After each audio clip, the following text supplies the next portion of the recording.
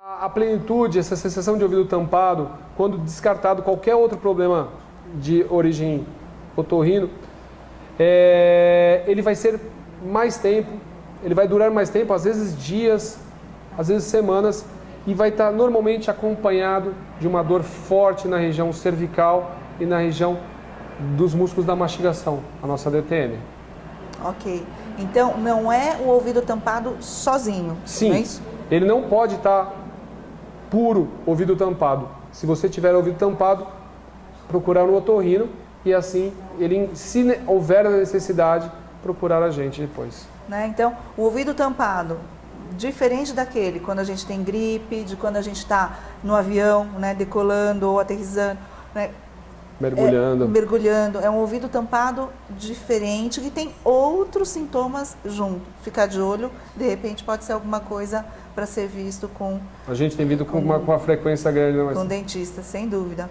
Falando nisso, eu queria que você contasse alguma experiência sua em relação a tratar DTM e melhorar zumbido. Melhora mesmo? Melhora mesmo. A gente, como eu falei, se a gente receber pacientes que são bem indicados, a gente, no exame clínico, você já consegue falar.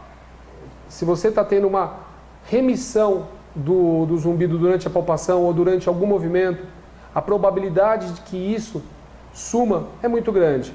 Mas se essa ativação do ponto gatilho somente modula ou para mais ou para menos, o que vai normalmente acontecer durante o tratamento, o sucesso do tratamento, é que vai acontecer exatamente o que a gente fez na palpação. Ele vai melhorar o tanto que está precisando. E vai ter alguma outra coisa de base que daí os otorrinos vão avaliar. Tem alguns pacientes que eles falam assim, doutora, mas ranger os dentes? Eu sempre rangi. Vale a pena dar uma olhada com o dentista, é isso? Vale. O ranger dos dentes é um dos fatores, mas você pode ter associado algum hábito parafuncional. O ranger dos dentes pode ter sido mais um. Você pode ter adicionado alguns outros, como apertamento. O apertamento, para problemas musculares, e os problemas musculares são os que realmente causam esse incômodo do zumbido, o apertamento é mais importante do que o bruxismo. Porque o apertamento você cansa a musculatura, você cansa muito mais. Eu brinco, porque como a mandíbula é um osso solto e está empurrando o crânio, que é um osso fixo, é como se você passasse a noite inteira empurrando uma parede. O seu braço vai cansar. É a mordida do Rottweiler, né? Você vai criar uma musculatura, você vai fazer uma musculação para o seu rosto, você vai ficar com o rosto mais quadrado e sua musculatura muito mais cansada. E isso que gera, normalmente, os trigger points que vão acarretar o zumbido. Então, o ranger dos dentes é importante, mas você pode ter associado isso com apertar dos dentes. E isso o paciente não consegue. Então, sempre que você houver a suspeita, é bom procurar um dentista para ver se isso está avaliando. Perguntas? Nós temos perguntas? Sim. A doutora Tani pediu para perguntar os pacientes que ela indicou, que a Marcinha indicou para acompanhar o dentista, qual foi o diagnóstico final deles, né? Assim, se realmente estava com problema e foi... Então, como eu acabo trabalhando com pessoas de excelência nessa área, normalmente, quando eu recebo, eu tenho um grande prognóstico bom para isso.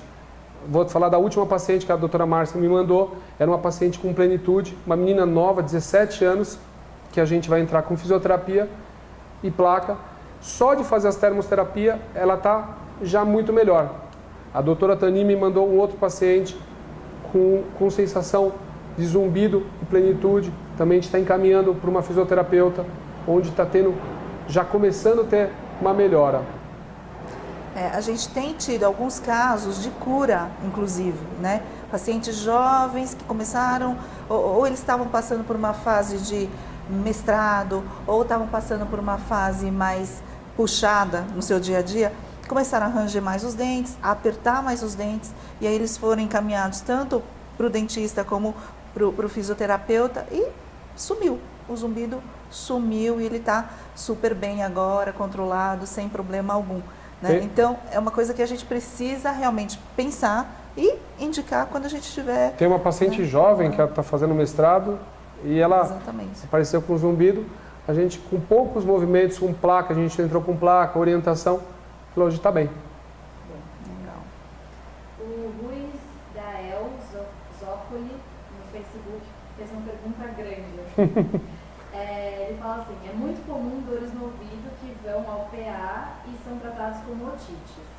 Vem para o consultório e você faz um exame mais detalhado e é DTM. Encaminho para o dentista com relaxante muscular, muitas vezes volta.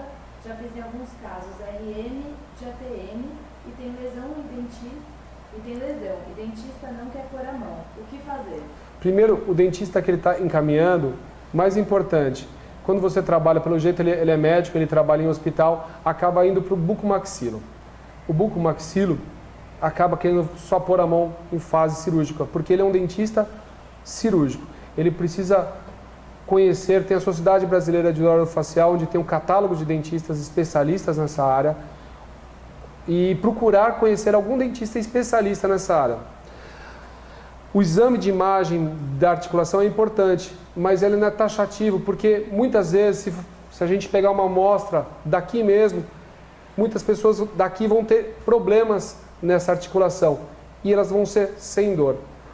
O que é importante a gente tratar é justamente dessa dor que irradia para o ouvido, que normalmente vai ser ou da articulação, mas principalmente da musculatura. Quando você pega casos de um ambulatório de dor, de cada 10 pacientes que vão, 9 são de origem muscular e 1 de articular.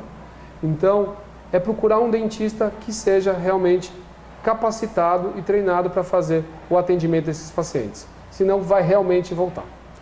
Uma coisa que a gente sempre fala, a Tani gosta bastante de falar isso, é sempre interessante a gente ter na carteira algumas pessoas para quem você possa encaminhar seus pacientes. Então, é o dentista de confiança, é o endócrino de confiança, é o fisioterapeuta, né? Alguém que fale a mesma linguagem, porque aí fica bem mais fácil. Em relação a usar relaxante muscular, às vezes eu tenho essa dúvida, se eu passo ou não passo. Pego o telefone e ligo, Marcos, e aí o que eu faço? Né? Você acha melhor passar ou não passar? Porque às vezes, se eu passar um relaxante muscular ou qualquer outra medicação que tire a dor, realmente vai melhorar, o paciente ele pode se beneficiar com isso. Porém, talvez atrapalhe no diagnóstico. Não sei se eu estou falando... Não, é correto, é corretíssimo. Tanto que, quando a Márcia me liga, se o paciente está com muita dor, bom, a gente tem que entrar com relaxante muscular realmente para dar uma qualidade um pouquinho melhor de vida. O que eu sugiro, às vezes, é no dia da consulta não usar nada, porque daí não mascara nenhum sinal e sintoma no meu exame. E isso daí, para mim, é ruim para o paciente, que no momento ele vai ter a dor, mas o diagnóstico vai ser muito mais preciso. Mas como a Marcinha falou, tem em mão alguém que você confia. São Paulo é muito grande, 1 ou 2, que você possa fazer esse encaminhamento com segurança, para não voltar esses pacientes refratários em você. Não, legal. Você estava falando um pouquinho de exames, né, complementares, você estava dizendo sobre a ressonância. A ressonância é um ótimo exame para a gente avaliar a articulação temporomandibular. Mas a gente acabou vendo que ele é um ótimo exame, mas ele é pouco específico. O que é pouco específico? Muita gente tem e pouca gente vai ter aquele sintoma que aquela imagem tem. Então, qual é a mudança de tratamento? Não vai adiantar nada você saber que tem lesão na articulação se o problema é muscular. Então, quem comanda aquela articulação é a musculatura e normalmente ela que está gerando aquele problema. Você tratando a musculatura, você consegue controlar esse problema e zerar o problema da articulação. Normalmente a articulação, por ser um tecido pouco irrigado, essas lesões vão ser permanentes, não vão ter cicatrização. Mas não vai ter vai acarretar nenhum problema para a vida desse paciente. Ele tendo a função sem dor, é o que a gente deseja. Tá. Então, alguns pacientes vêm com a ressonância, né, da ATM falando, doutora, mas eu já fui lá e está tudo normal. Sim, né? E na verdade... É o mais comum. É o mais comum. Né? É o mais comum. Daí a pessoa olha e fala, eu tenho um pequeno estalo.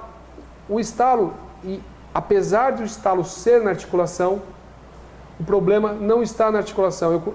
Voltando aos exemplos, é você fazer uma musculação e querer pegar um copo d'água. Sua mão vai vir chacoalhando. A mesma coisa na mandíbula. Se você usar demais a sua musculatura, a hora que você abrir a boca, sua mandíbula vai vir sem aquele movimento fino, correto, e vai ter um estalo. Ou seja... Um problema muscular e não articular. Sim, eu posso ter a ressonância normal e ainda assim ter o problema muscular. Isso, porque a ressonância não vai te dar essa característica. Então, para quem, quando faz a ressonância, está visualizando uma possível cirurgia. É a única coisa que você pode trabalhar. E cirúrgica, a fase cirúrgica dessa minha vida, que eu já tenho 10 anos na DTM, eu nunca precisei encaminhar, graças a Deus, ninguém para cirurgia. Você acaba controlando.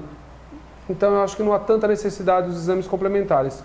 Só em casos específicos, onde a gente vê que não está conseguindo resolver, ou até para o paciente se sentir mais seguro. Tem algum tratamento mais específico que você queira falar? Alguma coisa assim, Marcos? Não, basicamente aquilo são as placas, o cognitivo comportamental, que é a orientação do paciente sobre os hábitos que ele usa. Vai ter exercícios de fortalecimento dessa musculatura, mas esses exercícios de fortalecimento só devem ser feitos pós o relaxamento dessa musculatura. Primeiro você precisa da condição de essa musculatura funcionar normalmente, para depois você fortalecer, para evitar os estalos, para ter um movimento mais correto. É como se fosse uma fisioterapia de jogador de futebol. Você primeiro trata do problema e depois fortalece a musculatura. Quanto tempo dura o tratamento?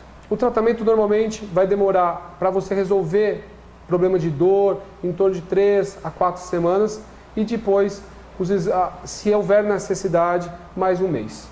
Okay. Mas o uso da placa, infelizmente, pode ser que seja para a vida toda. Tá. Nem sempre os pacientes se adaptam à placa miorrelaxante. Sim, tem pessoas que não se adaptam por ter um sono muito leve. Então, qualquer coisa, se você mudar a luz da cabeceira, ele vai sentir incômodo. Eu já tive esses problemas, então a placa incomoda. Mas o importante mesmo é que a placa aí a gente vai trabalhar com outro parceiro nosso, que é o protético. Que o protético faça um serviço muito bom e você consiga adaptar perfeitamente a placa para ter a menor sensação de incômodo para o paciente. Porque se tiver algum tipo de incômodo, você acordar com a dor no dente, o paciente não vai usar a placa. Ele vai colocar, a gaveta vai ficar usando a placa mais do que o paciente. Ou a mão, né? Eu acordo com a minha na mão às vezes. Bom, a gente agradece muito, muito, muito a presença de todos. Infelizmente o tempo já está, a gente está estourado. Eu só queria deixar aqui para vocês um convite para o próximo GANS, né, que vai ser no mês que vem de novo. E a gente vai ter com a gente a Karina Rocha, que é a nossa fisioterapeuta, que sabe muito sobre dor miofascial, ela fez uma tese inclusive nisso, e relaciona ao zumbido. Então agora, daqui para frente, nós teremos vários grupos, várias reuniões falando de cada detalhe, de cada causa que a gente abordou da outra vez. Agradeço muito. Antes disso, a gente precisa só colocar que depois a gente vai mandar o sorteio, o resultado do sorteio, né, aqui no Tweetcast mesmo, né? Pode ser aqui no Tweetcast, no Twitter, no Facebook, então fiquem de olho que a gente vai mandar o resultado para lá. A gente tem noção de quantos participaram? Ok, bastante gente. O apoio, lembrando que esse é uma iniciativa do Instituto Gans Sanches, a gente tem o apoio da Associação de Pesquisa Interdisciplinar de Divulgação do Zumbido. E, de novo, muito obrigada e até a próxima. Um abraço.